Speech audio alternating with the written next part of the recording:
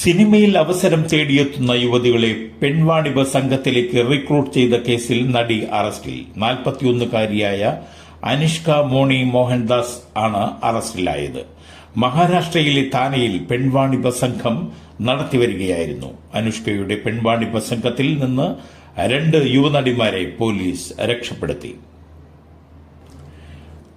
Anil അംബാനിയുടെയും Reliance communications ലിമിറ്റഡിന്റെയും പേരിലുള്ള വായ്പാ അക്കൌണ്ടുകൾ ഫ്രോഡ് വിഭാഗത്തിലേക്ക് മാറ്റി ബാങ്ക് ഓഫ് ബറോഡ. അനിൽ അംബാനിയുടെ സ്ഥാപനങ്ങൾ ഉൾപ്പെട്ട വായ്പാ തട്ടിപ്പ് സംബന്ധിച്ച് ED അന്വേഷണം തുടരുകയാണ്. ഇതിന്റെ ഭാഗമായി Reliance housing finance, RCom, Reliance commercial finance എന്നീ കമ്പനികൾ എടുത്ത വായ്പകൾ 13 ബാങ്കുകളിൽ നിന്നായി വിശദാംശങ്ങൾ തേടിയിരുന്നു. ഇതിനിടെയാണ് ബാങ്ക് നടപടി. 17,000 കോടി രൂപയുടെ തട്ടിപ്പ് നടന്നതായാണ് കണക്കാക്കപ്പെടുന്നത്. അനിൽ അംബാനിയെ കമ്പനിയുടെ ഡയറക്ടർ സ്ഥാനത്ത് നിന്ന് നേരത്തെ നീക്കം ചെയ്തിരുന്നു. ഇന്ത്യയിലെ നവി ബോംബെ ആസ്ഥാനമായുള്ള ഒരു ടെലികമ്മ്യൂണിക്കേഷൻ കമ്പനിയാണ് റിലയൻസ് കമ്മ്യൂണിക്കേഷൻസ് ലിമിറ്റഡ്. 2019 ജൂൺ മുതൽ കമ്പനിയെ കോർപ്പറേറ്റ് പാപ്പരത്ത ലിസ്റ്റിലാക്കി. നാഷണൽ കമ്പനി ലോ ട്രൈബ്യൂണൽ നിയമിച്ച റെസൊല്യൂഷൻ പ്രൊഫഷണലാണ് ഇപ്പോൾ ബിസിനസ്സും ആസ്തികളും കൈകാര്യം ചെയ്യുന്നത്. SBIയും ബാങ്ക് ഓഫ് ഇന്ത്യയും ആർകോമിന്റെ വായ്പാ അക്കൌണ്ടുകൾ ഫ്രോഡ് ലിസ്റ്റിൽ നേരത്തെ ഉൾപ്പെടുത്തിയിരുന്നു. കർണാടക ഉടുപ്പി കുന്താപുരയിൽ മലയാളി യുവാവിനെ ഹണി ട്രാപ്പിൽ കുടുക്കി പണം തട്ടിയ സംഭവത്തിൽ യുവതി ഉൾപ്പെടെ 6 പേർ അറസ്റ്റിൽ. കാസർകോട് സ്വദേശിയായ 37 വയസ്സുകാരൻ സുനിലിലാണ് ഹണി ട്രാപ്പിൽ കുടുക്കിയത്. 37-കാരൻ ഫോണിലൂടെയാണ് അസ്മയെ പരിചയപ്പെട്ടത്. കഴിഞ്ഞ തിങ്കളാഴ്ച നേരിട്ട് കാണാമെന്ന് യുവതി യുവാവിനോട് പറഞ്ഞിരുന്നു.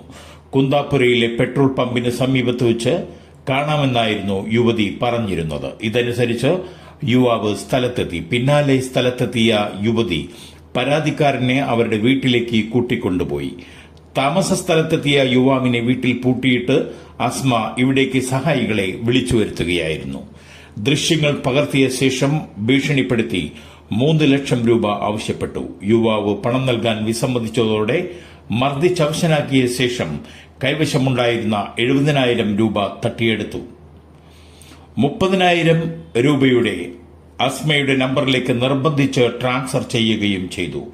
ATM കാർഡും തട്ടിയെടുത്തു.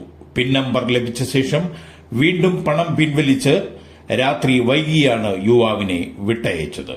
പിന്നാലെ യുവാവ് പോലീസിൽ പരാതി നൽകുകയായിരുന്നു. തട്ടിക്കൊണ്ടുപോകൽ, കവർച്ച, മർദ്ദനമേൽപ്പിക്കൽ, ക്രിമിനൽ ഗൂഢാലോചന എന്നീ വകുപ്പുകൾ ചുമത്തിയാണ് പ്രതികൾക്കെതിരെ പോലീസ് കേസെടുത്തത്. സ്വർണ്ണവില ഏറ്റവും ഉയർന്ന നിലയിൽ. ഗ്രാമിന് 80 രൂപ കൂടി.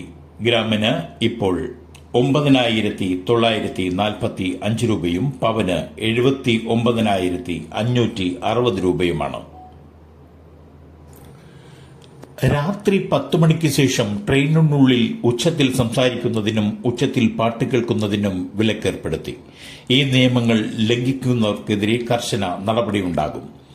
രാത്രി 10 മണിക്ക് ശേഷം മൊബൈലിൽ ഉച്ചത്തിൽ സംസാരിക്കുന്നത് സഹയാത്രികർക്ക് ബുദ്ധിമുട്ട് സൃഷ്ടിക്കുന്നതായി പരാതികൾ ഉയർന്ന സാഹചര്യത്തിലാണ് പുതിയ മാർഗനിർദ്ദേശം റെയിൽവേ പുറത്തിറക്കിയത്.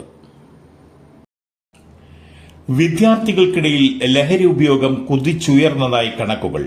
എക്സൈസിന്റെ വിമുക്തി പദ്ധതിക്ക് കീഴിലെ ലഹരി വിമോചന കേന്ദ്രങ്ങളിൽ 3.5 വർഷത്തിനിടെ മാത്രം 325 കുട്ടികൾ ചികിത്സ നേടി.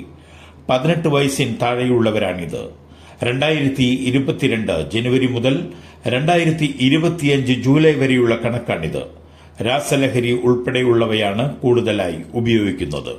എക്സൈസ് അധികൃതരും രക്ഷിതാക്കളും അധ്യാപകരും മുൻകൈയെടുത്താണ് പലരെയും ലഹരി വിമോചന കേന്ദ്രങ്ങളിൽ എത്തിക്കുന്നത്.